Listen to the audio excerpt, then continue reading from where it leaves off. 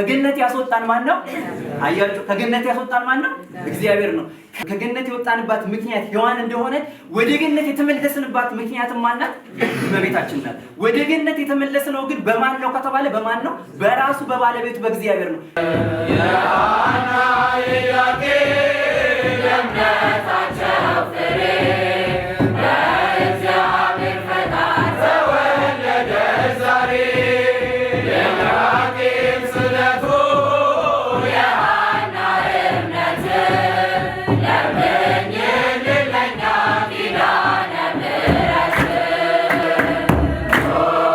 እግዚአብሔር ደስ ይበለን ደስ ይበለን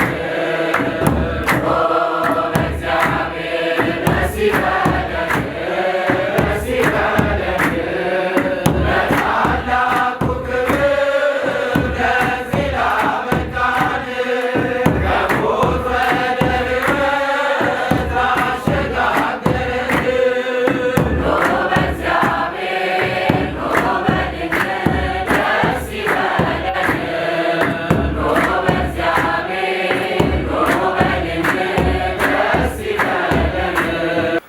እኔና እናንተን ደግሞ ከነ ኃጢአታችን እግዚአብሔር ምን አደረገ?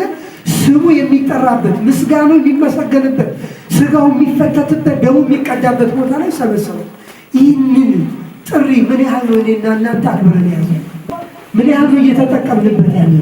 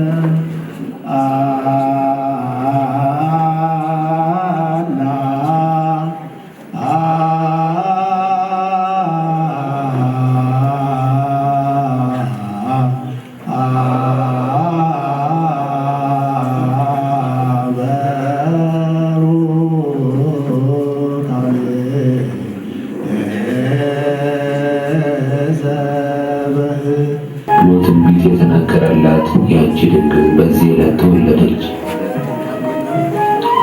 ይህ ቀን ልበ አምላክ ክቡር ዳዊት የወርቅ ልብስን ተጎናጽፋ ንግሥቲቱ በቀኝ ትቆማለች ብሎ የዘመረላት ንግሥት የተወለደችበት ዕለት ነው።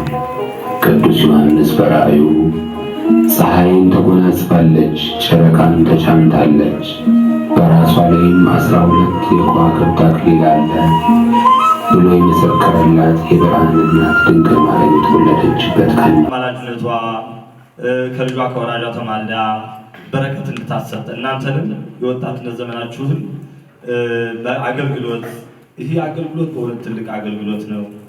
ምንም ያለ ምንም ክፍያ የምታገለግሉት አገልግሎት ነው። ደሞዛችሁ በሰማይ ነው እና እግዚአብሔር አምላክ አሁንም ይሄ አገልግሎታችሁን አጽንታችሁን እስከ መጨረሻ እንዲያቆያችሁ እግዚአብሔር አምላክ እሱ በረከቱን ያድልልን።